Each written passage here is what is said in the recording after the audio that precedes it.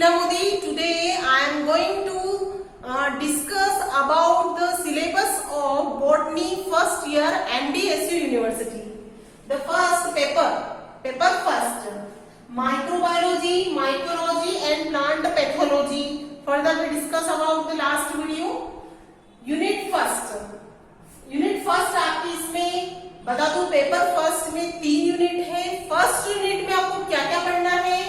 First unit में microbiology पढ़ना है आपको, सेकंड यूनिट में माइक्रोलॉजी और थर्ड यूनिट में पढ़ेंगे आप प्लांट पैथोलॉजी।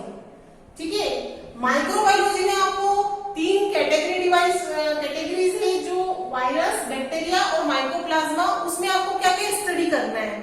फर्स्ट आपकी यूनिट की बात करें हम, माइक्रोबायोलॉजी, जिसमें वायरस, बैक्टीरिया और माइकोप्लाज्मा में आपको स्टडी करना है general structure of virus, classification of virus, specially Baltimore का क्लासिफिकेशन दिया गया है, वो हम करेंगे नेक्स्ट वीडियो में। रेप्लिकेशन ऑफ वायरस, किस तरह से वायरस जो होता है अपनी नंबर्स को बढ़ाता है, रेप्लिकेट होता है किसी बॉडी में एंटर करके। ठीक है, वायरस के बारे में आपको जनरल फीचर में बता देती हूँ। वायरस नॉन लिविंग और लिविंग दोनों के फीचर्स होते हैं। जब ये किसी बॉडी के बाहर होता है तो ये नॉन लिविंग एक क्रिस्टल के फॉर्म में पड़ा हुआ रहता है। बट अगर इसको कोई बॉडी मिल जाती है, जब इसको फेवरेबल बॉडी मिल जाती है, तो ये अपने नंबर्स को मल्टीप्लाई करने लग जाता है। ठीक है, तो जब ये बॉडी के अंदर जाता है, किसी होस्ट के अंदर जाता है, तो लिविंग ऑर्गेनिजम्स के लाइक ये फंक्शन करता है, लिविंग ऑर्गेनिजम्स की तरह फंक्शन करता है। जबकि बाहर ये क्रिस्टल फॉर्म में पड़ा रहता है, पर्टिकुलर टाइम पीरियड तक ये जिंदा रहता है। हमने इसको लिविंग क्यों कहा? क्योंकि इसके अंदर डीएनए है। ठीक है, डीएनए मेन हेरिडेटरी कैरेक्टर है, जो नई जनरेशन को बनाने के लिए इम्पोर्टेंट है, आपको पता ही है। तो इसमें डीएनए की जो मौजूदगी है वो इसका लिविंग फंक्शन है। बाकी क्रिस्टल फॉर्म में पड़ा होता है। कोई 2 घंटे या 3 घंटे 4 घंटे, सबका जो ड्यूरेशन होता है वो डिफरेंट होता है कि ये कितने टाइम तक ये बॉडी के बाहर लिविंग रह सकता है। ठीक है, बाकी ये नॉन लिविंग फॉर्म में रहता है। मींस नॉन लिविंग कौन सा फॉर्म होता है? जो मल्टीप्लाई नहीं कर सकता, बॉडी के बाहर ये कभी भी मल्टीप्लाई नहीं कर सकता। जैसे इसको कोई बॉडी मिली या कोई होस्ट मिला, तो ये अपने नंबर्स को बढ़ाता है। उस नंबर्स बढ़ाने की जो प्रोसेस है उसे कहते हैं रेप्लिकेशन। तो हम ये पढ़ेंगे रेप्लिकेशन ऑफ वायरस कैसे होता है। इसमें हम पढ़ेंगे लाइटिक एंड लाइसोजेनिक साइकिल। दो तरह के साइकिल्स हमको डिटेल में पढ़ने हैं। मोस्ट इंपोर्टेंट चैप्टर है ये नेक्स्ट वीडियो में आपको मिलेंगे। इकोनॉमिक इंपोर्टेंस ऑफ वायरस का इकोनॉमिक इंपोर्टेंस क्या है? वायरस को हम प्रोफेशनली किस तरह से यूज करते हैं कि हम कोई ऐसा प्रोडक्ट बना पाए जो कि मार्केट में जिसकी डिमांड हो। तो वायरस में क्या है इकोनॉमिक इंपोर्टेंस? इसका बहुत ही स्ट्रॉन्ग टाइप का है, जो हम डिटेलिंग करेंगे नेक्स्ट वीडियोस में। एंड बैक्टीरियोफेजेस क्या होता है? बैक्टीरिया को खाने वाले वायरस। फेजेस मीन्स क्या? एक बॉडी, किसकी बॉडी?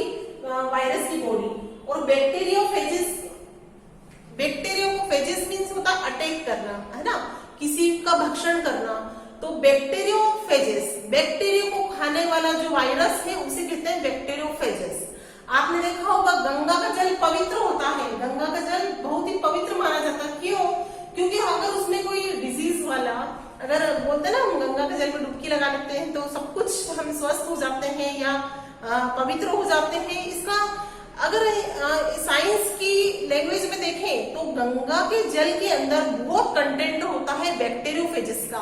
वो क्या करता है कि बैक्टीरिया को भक्षण कर लेता है, बैक्टीरिया को खा लेता है।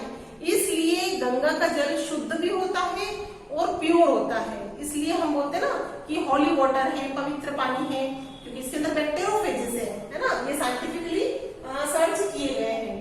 अब बात करें बैक्टीरिया की, इतना हम पढ़ेंगे वायरस में। वायरस की पूरी डिटेलिंग, स्ट्रक्चर, उसका क्लासिफिकेशन, उसका जनरल जो फीचर्स है उसको पढ़ने के बाद उसमें इकोनॉमिक इंपोर्टेंस पढ़े हमने।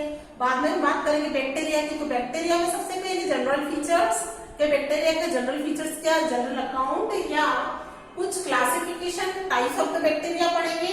सेल स्ट्रक्चर कैसी होती है बैक्टीरिया की, टाइप्स ऑफ साइनोबैक्टीरिया कौन से होते हैं? जो सबसे पहले अर्थ पर आए थे, ना, जिसके अंदर क्लोरोप्लास्ट मौजूद था, जो प्लांट में फोटोसिंथेसिस की मैकेनिज्म कर पा रहे थे, उन्हें कहा साइनोबैक्टीरिया। तो ये साइनोबैक्टीरिया की स्टडी, इसके टाइप्स, यू बैक्टीरिया, यू मतलब ट्रू बैक्टीरिया जो है, जो साइनोबैक्टीरिया से डिफरेंट है, grams positive and negative bacteria and nutrition. Gram positive और नेगेटिव बैक्टीरिया किसको कहते हैं? ग्राम्स एक साइंटिस्ट है जिन्होंने अपना एक स्टेन बनाया था बैक्टीरिया को रंगने के लिए, है ना।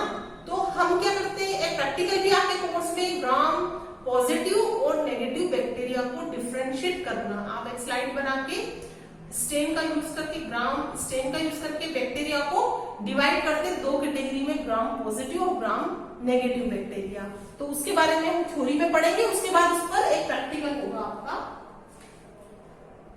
इसके अलावा इसमें है न्यूट्रिशन, कितने टाइप्स के न्यूट्रिशन बैक्टीरिया में होते हैं, क्या बैक्टीरिया ऑटोट्रॉफिक होते हैं या हेटेरोट्रॉफिक होते हैं, दोनों ही तरह के बैक्टीरिया हम पढ़ेंगे, ऑटोट्रॉफिक भी होते हैं हेटेरोट्रॉफिक भी होते हैं, ठीक है। मोड ऑफ न्यूट्रिशन पढ़ेंगे, रिप्रोडक्शन इन बैक्टीरिया, बैक्टीरिया वापस से रिप्रोड्यूस कैसे होता है, अपने मल्टीपल कॉपी कैसे बनाता है वो पढ़ेंगे, उसमें कौन कौन सी आपको मेथड पढ़नी है। वेजिटेटिव रिप्रोडक्शन असेक्सुअल होता है, और यहाँ पे सेक्सुअल नहीं कहकर, क्योंकि हमें मेल फीमेल जो मैटिंग है वो नहीं होता है, दो स्ट्रेन पास में आती है जैसे सेक्सुअल रिप्रोडक्शन में आती है, इसलिए यहाँ पे बोलते हैं हम रिकॉम्बिनेशन, ठीक है ना। रिकॉम्बिनेशन हम पढ़ेंगे बैक्टीरिया का, एज ए सेक्सुअल रिप्रोडक्शन के फॉर्म में पढ़ा जाता है उसको रिकॉम्बिनेशन टाइप्स। तो रिकॉम्बिनेशन टाइप्स में कॉन्जुगेशन है, ट्रांसफॉर्मेशन है, ट्रांसडक्शन है, तीन मेथड है जो आपके कोर्स में बैक्टीरिया में बहुत मोस्ट इंपोर्टेंट है ना। और काफी बड़ा लेक्चर है ये, आप नेक्स्ट वीडियो में देखोगे। माइकोप्लाज्मा, माइकोप्लाज्मा की बात करें तो माइकोप्लाज्मा क्या है, उसकी आपने देखा PPLO, pleuro pneumonia like structure, pneumonia का जो बैक्टीरिया होता है उसकी तरह दिखने वाला जो स्ट्रक्चर होता है माइकोप्लाज्मा। माइकोप्लाज्मा को माइक्रो बायोलॉजी का या मतलब बायोलॉजी का एक जोकर भी कहा जाता है। जोकर क्यों कहते हैं इसको? क्योंकि डिफरेंट शेप में होता है, इसका कोई पर्टिकुलर फंक्शन, पर्टिकुलर शेप नहीं होता, इरेगुलर शेप में होता, कभी राउंडेड शेप में होगा, जैसे अमीबा होता है ना, हम प्रोटिस्टा में अमीबा पढ़ते हैं, उसी तरह इसका भी कोई शेप रेगुलर नहीं होता है, इरेगुलर शेप का होता है, इसलिए इसको जोकर कहा जाता है माइक्रोबायोलॉजी का। तो हम माइकोप्लाज्मा की स्टडी करेंगे, PPLO को फॉर्म में आपने सुना ही होगा, इसे PPLO भी कहा जाता है, PPLO उसका फुल फॉर्म है pleuro pneumonia like organism, pneumonia के जो बैक्टीरिया होता है उसकी तरह दिखने वाली स्ट्रक्चर माइकोप्लाज्मा कहलाती है। तो इसमें जनरल अकाउंट्स मतलब इसमें फीचर्स क्या क्या हम कैसे आइडेंटिफाई करेंगे, उसकी स्ट्रक्चर क्या है उसको हम करेंगे। साइनोबैक्टीरिया के बारे में, इसी में साइनोबैक्टीरिया और उसके जनरल कैरेक्टर्स साथ साथ पढ़ेंगे हम, और उसके इकोनॉमिक इंपोर्टेंस, माइकोप्लाज्मा के इकोनॉमिक इंपोर्टेंस क्या क्या है, लाइफ हिस्ट्री, और साथ ही साइनोबैक्टीरिया में अगर हम बात करें तो साइनोबैक्टीरिया के अंदर आपके स्पेशली दो स्पीशीज है, ओसिलेटोरिया और नोस्टॉक, ठीक है। उसकी पूरी स्ट्रक्चर, कंप्लीट फंक्शन के साथ, रिप्रोडक्शन के साथ हम स्टडी करेंगे आपके फर्स्ट यूनिट में। ये तो हुई फर्स्ट यूनिट की। अब बात करते हैं सेकंड और थर्ड यूनिट में आपको किस तरह का सिलेबस देखने को मिल रहा है MDSU के द्वारा। नेक्स्ट हम बात करते हैं यूनिट सेकंड की। यूनिट सेकंड में आपके आ गया mycology, the study of the fungi. तो उसमें क्या क्या आएगा आपको? जनरल फीचर्स आएंगे, general characteristics of fungi, classification of fungi, कौन कौन से मेन क्लासिफिकेशन, 2 क्लासिफिकेशन इसमें है, एलिप्सोपोलस का है और मीम्स का क्लासिफिकेशन आपको करना है सिलेबस के अकॉर्डिंग।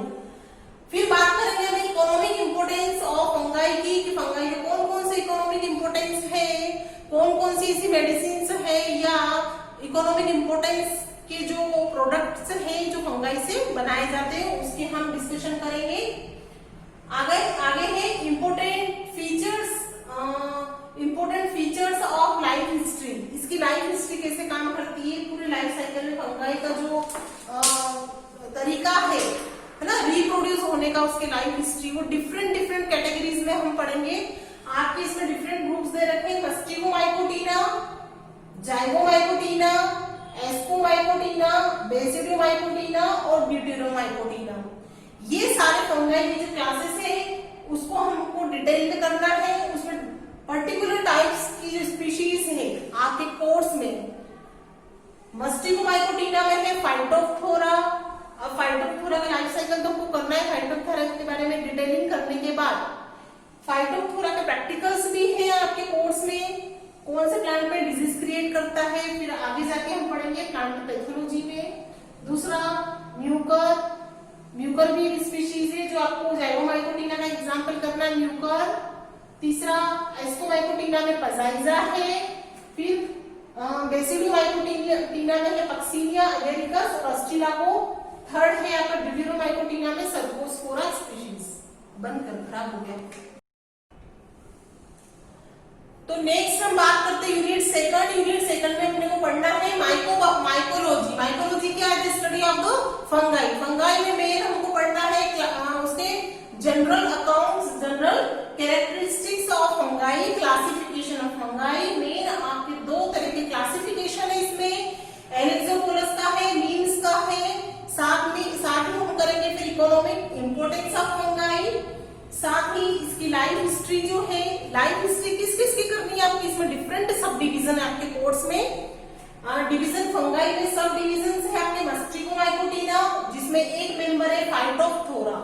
ठीक है, ये आपके प्रैक्टिकल पर्पस से भी बहुत आपके लिए फायदेमंद है। ये इसको आपको पढ़ना है, हम इसको पढ़ेंगे प्लांट पैथोलॉजी में भी पढ़ेंगे फाइटोप्थोरा को। जाइगोमाइकोटिना स्पीशीज है म्यूकर आपके कोर्स में। तीसरा सब डिवीजन है एस्कोमाइकोटिना में आता है पजाइजा, इसका भी आप प्रैक्टिकल करते हैं। पजाइजा के बाद में बेसिडोमाइकोटिना में पक्सीनिया एगेरिकस अस्टिलाको। एगेरिकस मतलब मशरूम जो एडिबल फंगाई है, उसके बारे में डिस्कशन होगा। ड्यूटेरोमाइकोटिना में सर्कोस्पोरा। तो अब ये बात हुई सेकंड यूनिट में आपको क्या क्या पढ़ना है। मेन आपको पढ़ना है इसमें जितने भी 5 सब डिवीजन दे रहे हैं उसको डिटेल में, और उनके जो जो मेन मेंबर्स आपके कोर्स में हैं थ्योरी में पढ़ने के बाद वही प्रैक्टिकल्स में करने, और इन्हीं से रिलेटेड, इन्हीं मेंबर्स से रिलेटेड डिजीज होती है प्लांट पैथोलॉजी में। तो हम थर्ड यूनिट में देखते हैं सिलेबस आपका। नेक्स्ट है,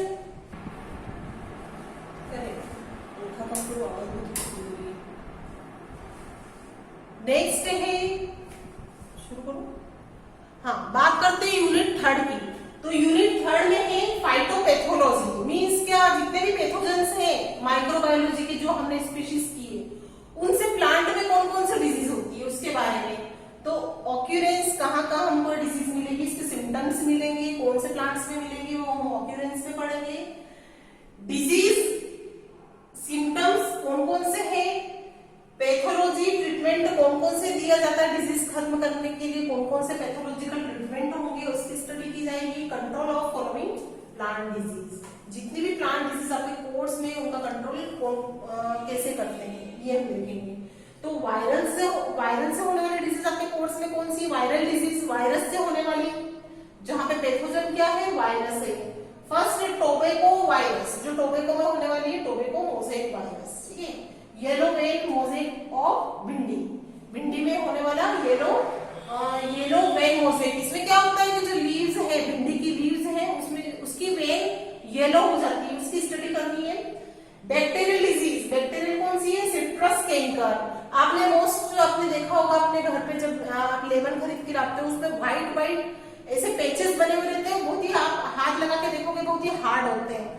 वो एक डिजीज होती है जिसे कहते हैं सिट्रस कैंकर।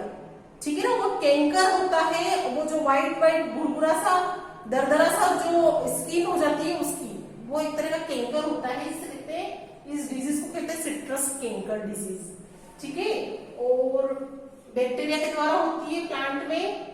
माइकोप्लाज्मा पैथोजन है, तो कौन सी प्लांट में डिजीज होगी?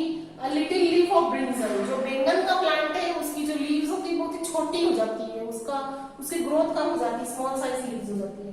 फंगाई कौन सी आपके कोर्स में? फंगाई से होने वाली डिजीज कौन सी करोगे आप? Rust disease of wheat, tikka disease of groundnut, है ना। ये वाले आपके कोर्स के अंदर है जो हमने देखा, पिछली बार हमने देखा सब डिवीजन में। सेकंड जो आप यूनिट में जितने भी सब डिवीजन है और उसकी स्पीशीज है वो ही प्लांट में डिजीज करती है, उनके बारे में आपको 3rd यूनिट में पढ़ना है। तो आपका ये सिलेबस यहीं पर इसका डिस्कशन मैंने करवा दिया है। अब नेक्स्ट हम 1st यूनिट वायरस के साथ नेक्स्ट वीडियो में जल्दी ही मिलते हैं। तब तक के लिए आप प्रैक्टिस करते रहिए। कोई भी क्वेरी है तो कमेंट बॉक्स में प्लीज आप मेंशन कीजिए, तो मैं नेक्स्ट वीडियो में आपको एक्सप्लेन कर दूंगी। Thank you.